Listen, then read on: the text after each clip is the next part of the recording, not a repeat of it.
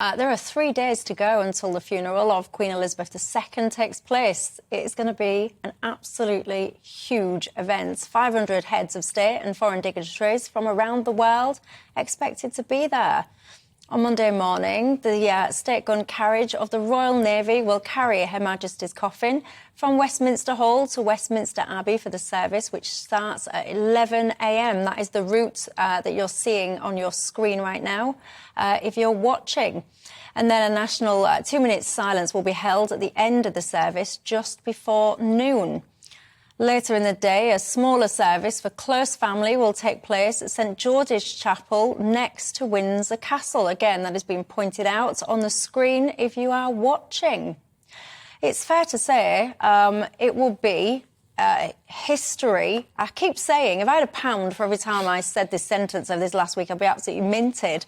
But this is literally history in the making, what we're talking about, describing, watching, seeing. A huge, huge event. And there's been a lot of fascination, Jack, around who's been invited, who hasn't been invited. You know, this is 500 statespeople just been mentioning there.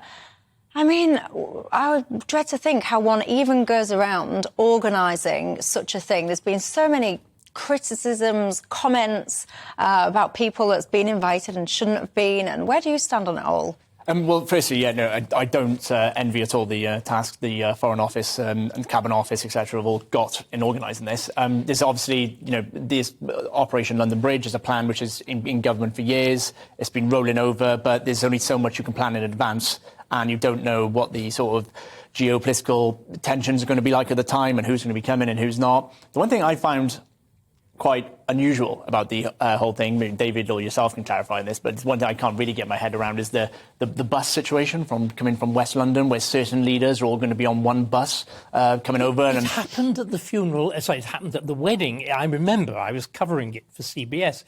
It happened at the wedding of William and Kate. It was the most extraordinary sight you've ever seen in your life. A kind of Windsor charabang turned up with all the crowned heads in Europe who tumbled out. It was, I laughed my head off. I was doing my best to be deeply serious. But why not? Why not? I think it makes perfect sense. You've got a capital city that's got all kinds of road closures. You've got people that are desperate to catch a glimpse of everything. But these are people who have their own gold coaches, for heaven's sake. Well, and they're forced to sit two abreast in a smelly coach. And it won't be a smelly coach. Do they swipe their LT passes? Well, you know what? Sometimes I think good for them. You're going to say. Yeah, I think sometimes people in elevated positions could do with a touch of reality. They could do with being brought down a peg or two, actually, if you ask me. And this ain't going to be like it's not going to be a megabus or anything, is it? They're on. Like, this is. I am teasing. No offence to megabus, by the way.